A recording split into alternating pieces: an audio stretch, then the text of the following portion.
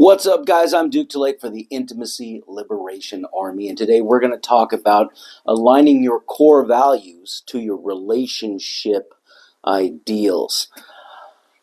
We spent the whole month talking about self-awareness, what your values are, what your emotions are, what your triggers are, what your trauma is telling you, what your attachment issues are dealing with. We spent the last 22 days going over a deep, in-depth look at yourself and what your expectations were for relationships. In the last couple of days, we broke into building the relationship ideal, building the relationship in reference to looking at your past relationships, and what you want, what you're set up for, what your standards are. And today I want to talk about core values. And we have this concept in the psych world called the 6 human needs, and it's built on work of Chloe Madonis and a whole shit ton of other people that I learned when I was going through the relationship coach certification with Tony Robbins, the Robbins Madonis relationship coach certification. So Tony Robbins, Chloe Madonis got together, they put this stuff together, and they had this research that created this thing called 6 human needs. We're all motivated by a number of things. It's variety, certainty, growth, love and connection.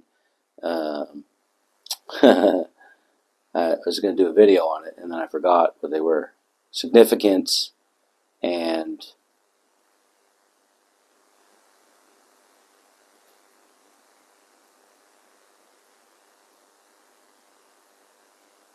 I forgot what the other one was. Anyway, we're driven by these core human needs, and what that does is, like, for instance, my highest need is variety, personally, and it always has been. It's I've been insatiable in that way. Maybe it's the ADHD, maybe it's the feeling of not good enough for my entire life, and all of these things that I've been running away from as I was being criticized in my childhood. I don't know what it was, but I've always had this insatiable need to experience novel, new things and put pieces together and get more complicated with my understanding of things, and to continue to push and understand more. And that dovetails my secondary human need, which is growth. Most of the time, my needs for variety trump virtually everything. And I'm always seeking out the newest shit to do, the most novel stuff to do. And I don't need to keep up with the Joneses, but I need to expand at all times, which is growth and variety stuck together. I have very little need for certainty. I don't give a shit about security most of the time. There are points in my life where I need to handle the security thing because otherwise, then I won't be able to pay to eat and shit. But it's just not a big deal for me. Whereas my partner, for instance, her need is control and security, right? She has to have that first. She needs certainty first before she can do anything else. And we're all kind of wired in these different ways. And what that does is, whether it's a product of our upbringing or our modeling or whatever, what that does is it brings us to this point where we have particular sets of values that we carry in life. A great book on this, and none of you are going to read it, but it is super phenomenal. This guy named Dr. John Demartini, Dimartini. John Demartini. I went to a couple of his seminars. He's a real close friend of one of my close friends, Ike. So Ike invited me over to see Dr. John Demartini's seminar, and I went through the whole thing. He's a really, really intelligent dude, and I think he's probably one of the best spiritual life people that I've ever had the privilege of seeing in seminar. And I've seen a lot of fucking self-development seminars and been to a lot of these people's events. He just really has it all together when it comes to the systemic thinking of life. And he wrote this book called The Values Factor. And The Values Factor is a fucking massive book. It's like 400 and something pages. And I'm used to reading a lot of pages and a lot of books because I read all the goddamn time. But this guy's just attention to detail about how you form the structures in your mind that inform your behavior is just, it's unreal. And he has a lot of levels of understanding. If you read it a second time, which I did, um, you will get a whole new world of things, because once you kind of get over the first hurdles of the things that you learn in the book, then you'll there's new hurdles that come, and then the information applies completely differently. It's pretty nuts. He speaks on multiple levels. All the good um, self-help guys do it. Owen is probably one of the best at it. He planted a seed in one of his first programs. If you've never been privy to RSD, Real Social Dynamics, that company, and Owen's teachings and all of that stuff. I mean, that's the shit that made me back in 2005, 2006, 2007. I Once I saw what was possible with this type of thinking, I never looked back, and I spent hundreds of thousands of dollars on education and traveling the world and doing all this stuff.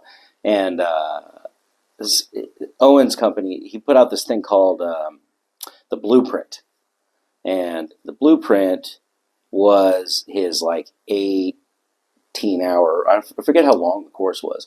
I mean, I didn't even buy it. I stole it from whatever the download service at the time was, like early BitTorrent, and I basically I went through. I was an intern with them for a long time, and I justified it. But I don't think I'd ever do that now. I think I would buy the fucking course now, but at the time I was not in that space. But anyway, he planted the seed in the beginning. He said, "There's things that I'm going to say in here that are going to go way over your head, and they're going to apply to you later after you go through the trials and tribulations of pushing through the first level of this stuff. And then if you watch it again, you're going to get totally new insights, And I did that on purpose. And I don't know if he did that on purpose or not, but he thought that on purpose. And because he planted that seed, I started looking for that every time I rewatched it. And lo and behold, I have notes in a journal like this from the first time I watched Blueprint. And I have notes in a journal like this from the second time and the third times I watched Blueprint, and they are completely different. The takeaways from all of the key points, the things that I thought were important to write down, they were different in each instance when I walked through it. I did the same thing in Art of Seduction, in Robert Greene's Art of Seduction. I looked through my copy. I actually loaned it to a friend, which is one of the dumbest things I ever did, because it was highlighted and outlined and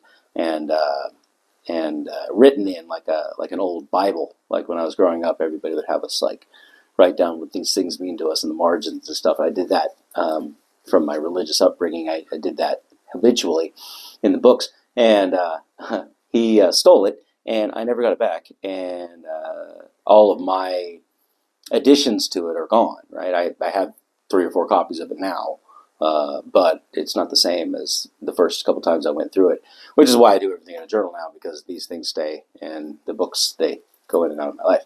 And I do a lot of Kindle reading now. Anyway, the tangents.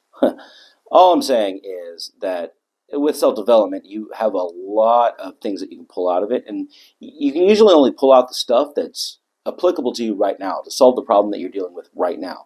If you're lonely and you feel like nobody's ever going to love you, that's how you read pickup material. That's how you read relationship books.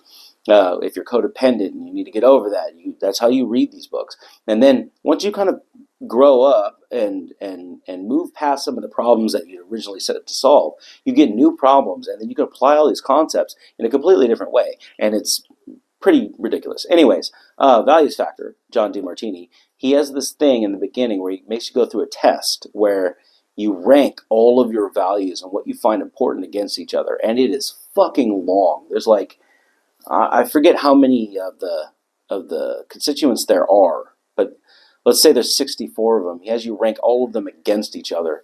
Rapid fire. There's like an online thing you go and you go through, and it gives you this map of what you believe to be value, what you think is more important than others in different contexts. And it's super illuminating, because it's not asking you a bunch of weird introspective questions like I do in all of my journal assignments, but it's saying, okay, do you like compassion or do you like determination? Okay, compassion. And then you say, do you like determination or do you like a sense of fun and silliness? Okay, a sense of fun and silliness. Okay, do you like a sense of fun and silliness, or do you like humility? Okay, and then you go through all this thing, and eventually it filters out and it ranks all of these values that you have, and these bigger kind of buckets for all of them. And then you're like, oh shit, like I actually don't give a fuck about some of these things. I do give a fuck about some of these things. And then you can take some actions. He has a whole fucking 500-page thing on how to use that data to improve your life in all your different areas. And all of that to say is all the needs that you have, need for significance, need for variety, need for security, need for love and connection, need for growth, need for contribution. Oh, that's the sixth one, contribution. I just had to get in flow. Yeah, you need to give to the rest of the world. I actually find myself motivated mostly by contribution over the last 5-6 years, which is why I put out so much content, why I've gone and done so many seminars for basically free and all this other stuff.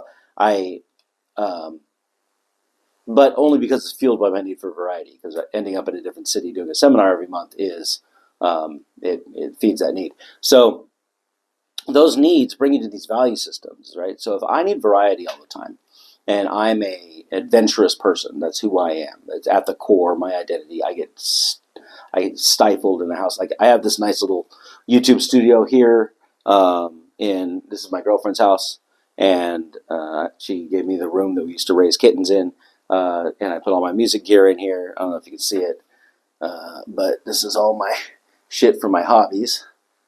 All right, and I got this thing, and basically it's functional. Like I can't take these synthesizers with me on the road, so I have to leave them somewhere and leave them set up in a place where I can actually use them. And I can't shoot YouTube videos and remain consistent. Actually, I did for a number of years.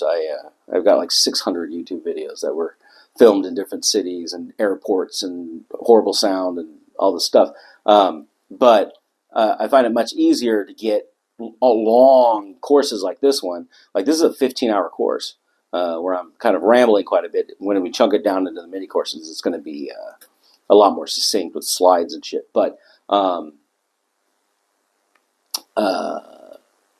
when I need someplace stable to have that, the only reason I like this security is because it's going to help my flow, and I don't have to like kick myself into gear every time I need to sit down and do this thing. Like I just went out and did a bunch of errands. I was out. I was in Malibu just fucking half an hour ago and drive and do all this stuff. And I came back here and I plugged the microphone into the phone. I stuck the fucking camera up here and I started talking. And I looked at my notes real fast and then this is how I go. And this is the cool factor of the stable environment. But otherwise, I don't give a fuck. Like I want to experience new things all the time. I want to test my theories in the real world and then find new little nuances that I can add on and grow my fucking philosophies and my systems and my thought processes and the ways that I approach life. That's how I run. And so that value system that I have is based like on adventure, on novelty, on meeting new people, on being compassionate to new people because you never know who you're going to meet. And it's exciting when you meet somebody new, whether you're going to have sex with them or if you're going to enter a business relationship with them or just do something creative. I met this girl, it had to be 4 or 5 years back, and she was a blogger, and she wrote about dating in the city of Venice. It was theVeniceBitch.com with the A, theVeniceBitch.com. And she just reached out to me on Instagram. She's like, hey, blah, blah, blah. I see you do this relationship content. I like your energy, whatever. And I was like, all right, cool. And I went out and went on a date with her.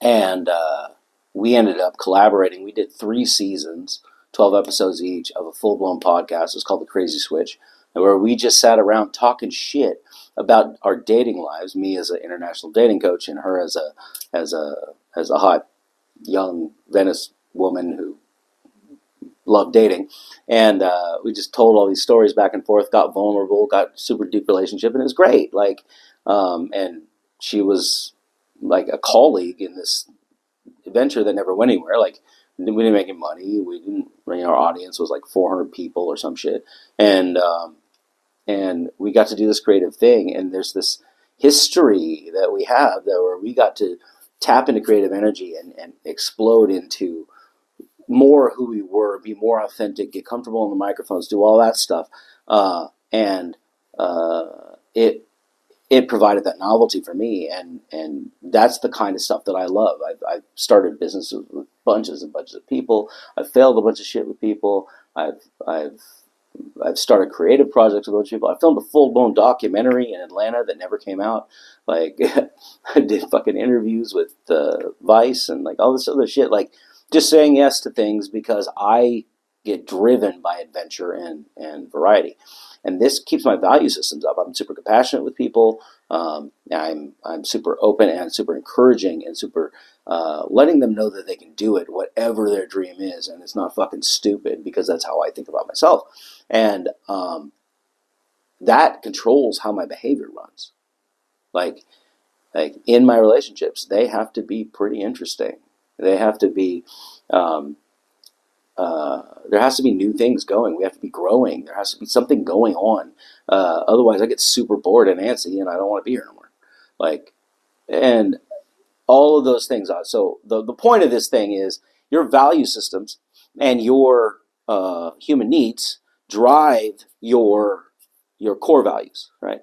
And my core values really are novelty, adventure, and collaboration. I love experiencing new things with people, whether it's old friends or brand new people.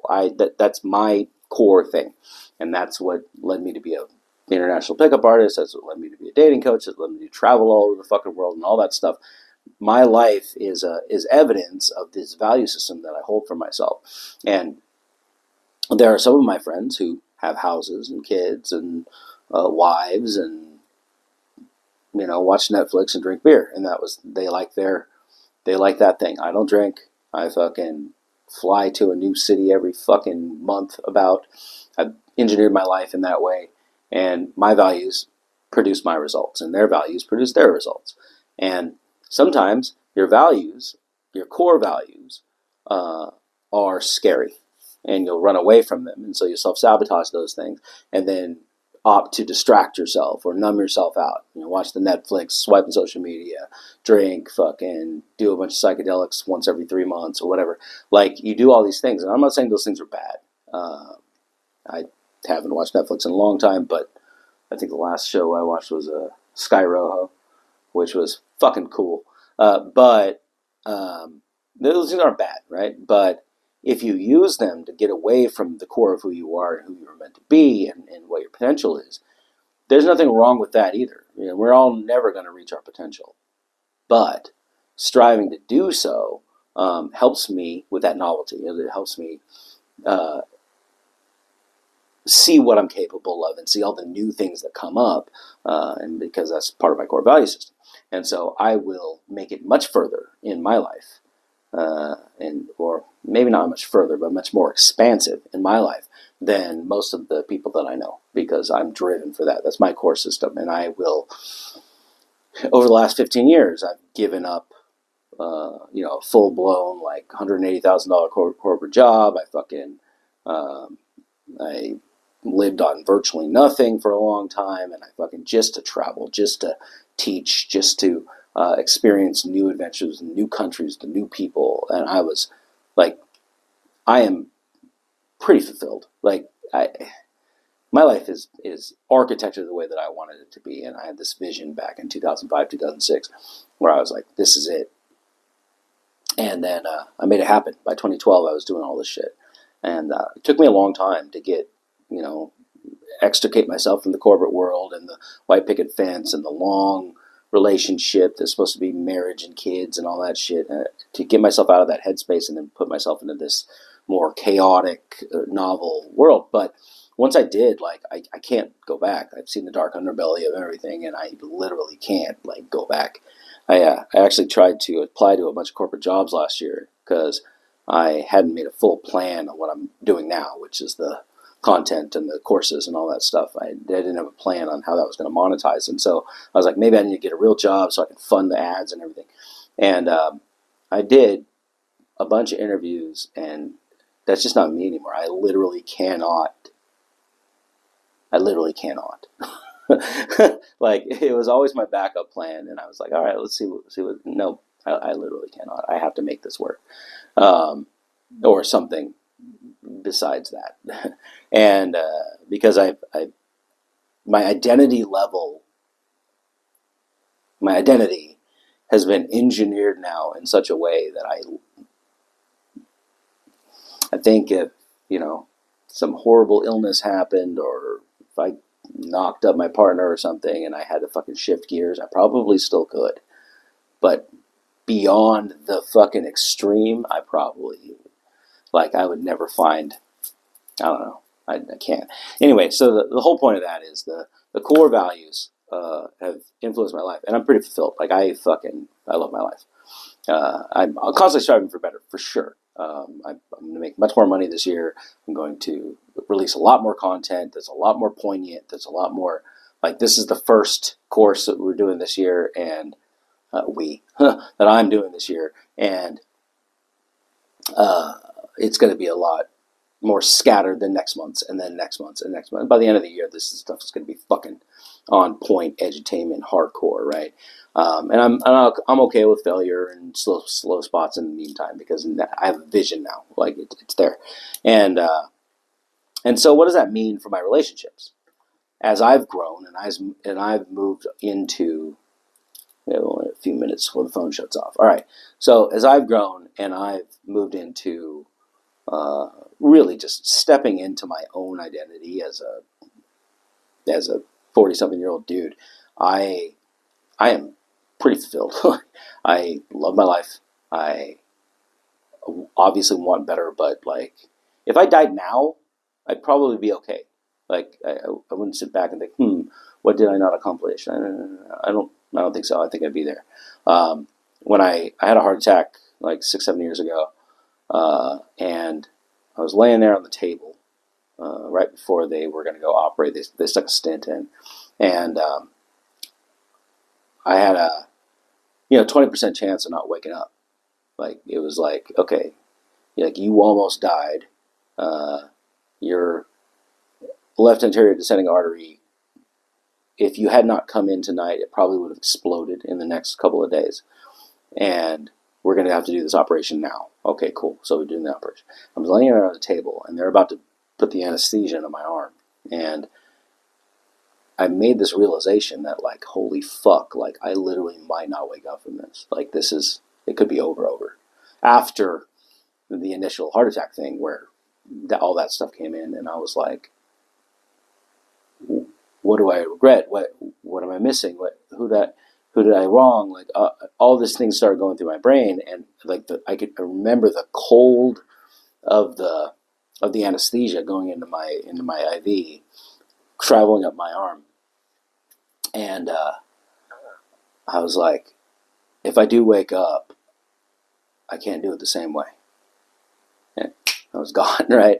And then I did wake up, which is cool. And thanks to my doctor and all of the beautiful nursing staff over here at Los Robles Hospital. And I never looked at life the same again, because even though my core identity is the same, I've always been adventurous, I've always been variety driven, I've always been whatever. My cardiologist told me, you need to stop doing anything that stresses you out. And in my mind, that was the moment everything clicked, and I said, nope, no more corporate job, no more fucking bullshit relationships, no more, like, none of this, because the stress is going to kill me, right?